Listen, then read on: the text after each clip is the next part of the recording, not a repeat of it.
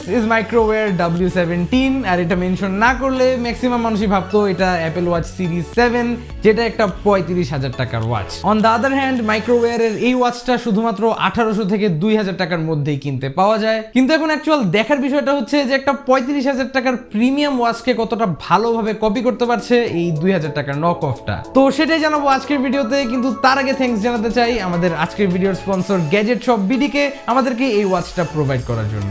Gadget shop বিডিতে পেয়ে যাবেন এমন অনেক ধরনের স্মার্ট ওয়াচেস এবং এগুলোর অ্যাক্সেসরিজ যেমন স্ট্র্যাপস, তাছাড়া বিস্তারিত সব ইনফরমেশনই খুঁজে পাবেন ডেসক্রিপশন বক্সে। Once again thanks to Gadget Shop BD for sponsoring today's video. সম্পূর্ণ ভিডিওটা জুড়েই আপনাদের সঙ্গে থাকছি আমি Kaif. Welcome to Tech savage.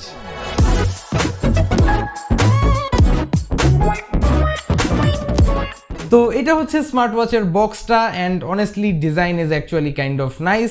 Top left কর্নারটায় মডেল নেম দেওয়া, সাইডে দিয়ে কিছু হাইলাইট স্পেক্স দেওয়া রয়েছে, same on the bottom side. Anyways বক্সটাকে ওপেন করে নিলেই থাকছে একটা ইউজার ম্যানুয়াল আর তারপর খুঁজে পাবেন অ্যাকচুয়াল ওয়াচ এবং সেটার চার্জিং কেবলটার এক এন্ডে ইউএসবি টাইপ এ আর অপর পাশে একটা ম্যাগনেটিক কানেক্টর যা ওয়াচটিতে ভালোই স্ট্রং ভাবে লেগে থাকে। যাই হোক, প্রথমত ওয়াচটার অ্যাকচুয়াল বিল্ড কোয়ালিটি এবং এটার ডিজাইন নিয়ে কথা বলা যাক।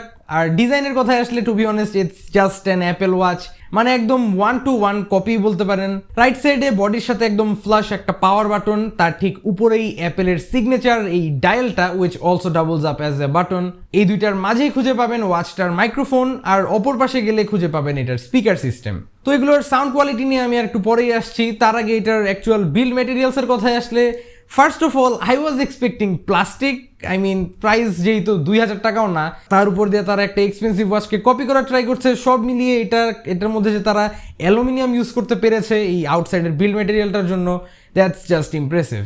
বাট হ্যাঁ, এটা অ্যাকচুয়ালি অ্যালয় দিয়েই তৈরি, এটা তাদের ওয়েবসাইটে মেনশন করা আছে। আর এটা হাতে নিলেও অ্যাকচুয়ালি কাইন্ড অফ বোঝা যায় যে এটা প্লাস্টিক না, কজ প্লাস্টিক এতটা ভারী হয় না। সো আমি মোটামুটি বলতে গেলে স্যাটিসফাইড এটার বিল্ড কোয়ালিটি দ্বারা। তাছাড়া এটার আউট অফ দ্য বক্স যে স্ট্র্যাপসগুলো দেওয়া থাকে এগুলো মোটামুটি ভালোই কোয়ালিটির and they do feel quite premium. তো এখন আসেন ওয়াচটার অ্যাকচুয়াল ইন হ্যান্ড ফিলে। আর যখন এটা আপনি হাতে পরে থাকবেন আপনার মনেই হবে না যে আপনার হাতে কিছু আছেও, কজ এটার ওয়েট শুধুমাত্র 50 grams. So it's very light weight. আর এটা যে কোনো হাতের জন্য অ্যাকচুয়ালি কাইন্ড অফ সুটেবল আমি বলবো।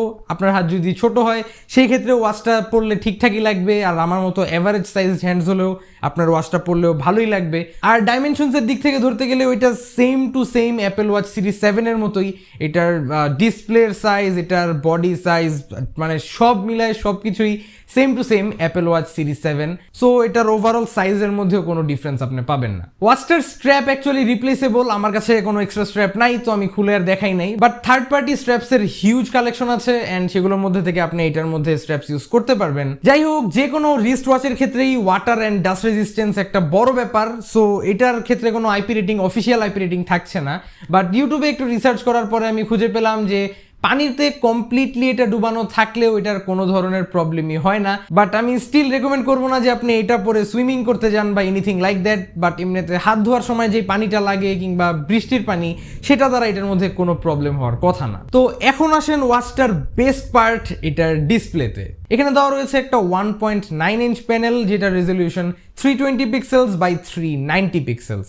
এখন এটা অ্যাকচুয়ালি কি প্যানেল, এটা কি টিএফটি প্যানেল নাকি আইপিএস প্যানেল বা কি, এটা কোনো জায়গায় মেনশন করা নাই। বাট এটার যেই contrast ratio, it's just mind blowing. মানে এই ওয়াচটার ব্ল্যাকস গুলো একদম এটার বেজেলের সাথে ফুললি মানে জাস্ট মিশে যায়। মানে এটা দেখে বোঝার উপায়ই নাই যে এটা কি অ্যামোলেড প্যানেল নাকি না। পাশাপাশি অন্য আরেকটা স্মার্ট ওয়াচের প্যানেলের সাথে যদি আপনি এটাকে কম্পেয়ার করেন, আপনি জাস্ট খুব ইজিলি বুঝতে পারবেন যে এটার ব্ল্যাক লেভেলস গুলো কতটা বেটার। আর এই প্রাইস রেঞ্জে আমার আজ পর্যন্ত রিভিউ করা যে কোনো স্মার্ট ওয়াচ বা এমনিতে ইউজ করা যে কোনো স্মার্ট ওয়াচের চেয়ে এটার ডিসপ্লেটা ছিল ফার মোর বেটার।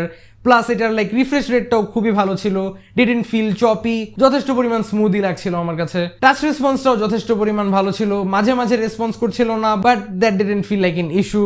আর ডিসপ্লেটা অনেক সুন্দর অ্যান্ড ওভারঅল দেখতে খুবই জোস। বাট প্রবলেমটা হচ্ছে এটা এতটাই ওপেন যে এটা আপনার স্ক্র্যাচ পড়াটা খুবই ইজি। আর আমার ইউসেজের মধ্যেও আমি যদিও খুবই কেয়ারফুলি এটা ইউজ করছিলাম, বাট স্টিল ডিসপ্লেটার উপর আমি কিছু মাইক্রো স্ক্র্যাচেস লক্ষ্য করেছি উইচ ওয়াজ রিয়েলি অ্যানোয়িং।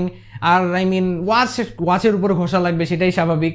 আর যেহেতু এটার ওয়াচের স্ক্রিনটা একদমই রিভিল, এটার মধ্যে কোনো ধরনের প্রোটেকশন কিচ্ছু নাই, সো আপনার এটার মধ্যে ভালো পরিমাণ স্ক্র্যাচেস পড়ে যাবে এটা আপনি ধরেই রাখেন আর কি। তাছাড়া অসংখ্য ফিচার্সে ভর্তি স্মার্ট ওয়াচটা, আর এটার মধ্যে অ্যাপেল ওয়াচের মোটামুটি সবকিছুই তারা দেওয়ার চেষ্টা করেছে। উপর থেকে ড্র্যাগ ডাউন করলে একটা নোটিফিকেশন প্যানেলের মতো নেমে আসবে, লেফট থেকে রাইট সোয়াইপ করলে একটা কুইক মেনু টাইপের পাবেন, এখানে কিছু ইম্পর্টেন্ট ইনফো দেওয়া রয়েছে। লেফট টু রাইট সোয়াইপ করলে পেডোমিটার, দেন হার্ট রেট মনিটর, দেন স্লিপিং মনিটর, তাছাড়া মিউজিক কন্ট্রোলস সবকিছুই পেয়ে যাবেন।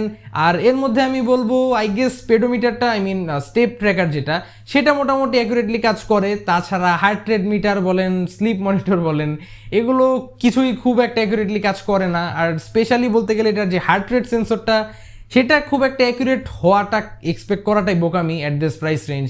2000 টাকায় জীবনেও আপনি অ্যাকুরেট হার্ট রেট সেন্সর পাবেন না, সেটা যেই কোম্পানি হোক না কেন, যেই ওয়াচই হোক না কেন। তো এই জিনিসটা আমি কমপ্লিটলি স্কিপ করে যেতে চাচ্ছি। তাছাড়া ওয়াচটার জন্য যেই স্মার্টফোন অ্যাপটা রয়েছে সেটা ডাউনলোড করে নিলে আপনি এটার অনেক কন্ট্রোলসই পেয়ে যাবেন। তাছাড়া অনেকগুলো ওয়াচ ফেসেস রয়েছে যেগুলো আপনি ইনস্ট্যান্টলি এখানে অ্যাপ্লাই করে নিতে পারবেন। তাছাড়া heart rate monitor, step tracker সবকিছুর ইনফোই আপনি এখানে পেয়ে যাবেন। আর টু বি অনেস্ট, অ্যাপটার ইউআই আমার কাছে ডেফিনেটলি ওয়েল পলিশড অ্যান্ড খুবই অর্গানাইজড টাইপের লেগেছে। But anyways, coming back to the actual watch, এত অসংখ্য ফিচার্স, এত কিছুর মধ্যে এই ওয়াচটার মধ্যে দেওয়া রয়েছে একটা 380 mAh ব্যাটারি।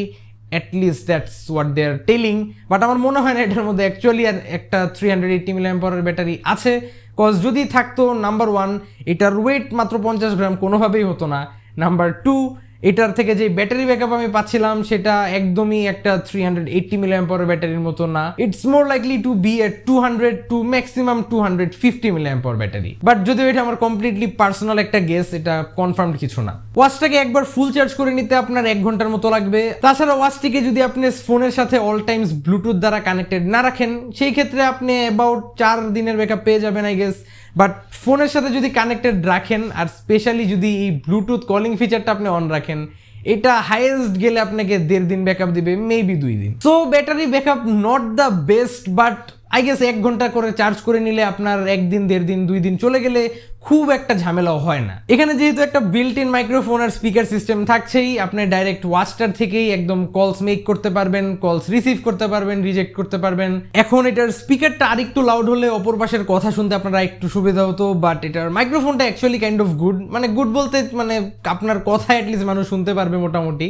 সো কলিং এর জন্য আপনি চাইলে ইউজ করতে পারেন, বাট খুব একটা রেকমেন্ডেড থাকলো না। তো যাই হোক, বলার মতো আর অনেক কিছুই আছে। আমি চাইলে এটাকে একটা 20 মিনিটের ভিডিও বানাতে পারি, বাট আমি এত এক্সট্রা কথা অ্যাড করতে চাচ্ছি না। যেসব মেইন কথা আপনাদের জানা দরকার সেসব বলে ভিডিওটা শেষ করে দিতে চাচ্ছি। তো গত 1-1.5 সপ্তাহর আমার এই ওয়াচটার সাথে যে ইউজার এক্সপিরিয়েন্স, সেটার মধ্যে থেকে আমার বলতে গেলে ওয়াচটার ব্যাপারে অসংখ্য জিনিস ভালো লেগেছে। It's just a great watch for the price. কিন্তু এটার একটা মেজর প্রবলেম রয়েছে এটার ইউআইয়ের মধ্যে অ্যাকচুয়ালি, হুইচ ইজ এটার উপর থেকে সোয়াইপ ডাউন করলে যেই নোটিফিকেশন প্যানেল বলতে পারেন আই গেস, এটার মধ্যে একটা ব্যাটারি পার্সেন্টেজ দেখা যায় যেটা খুবই বাগড আউট। জিনিসটা অ্যাকচুয়ালি খুবই ইনঅ্যাকুরেট। আপনি ওয়াচটা চার্জে দিয়ে রাখবেন, 1 ঘন্টা পর দেখবেন ওয়াচটা স্টিল 0% চার্জ, বাট দেন ওয়াচটাকে রিস্টার্ট দেওয়ার পর দেখবেন 100% হয়ে গেছে। বাট দেন ওয়াচটাকে আবার ইউজ করা শুরু করবেন, 30 মিনিটস ইউজ করার পর দেখবেন ওয়াচটার ব্যাটারি পার্সেন্টেজ দেখায় 25%, আবার রিস্টার্ট দিলে 100% হয়ে যায়। সো এই ব্যাটারি পার্সেন্টেজ জিনিসটা কমপ্লিটলি বাগড আউট এবং এটা খুবই ইনঅ্যাকুরেট রেজাল্টস আপনাকে শো করবে।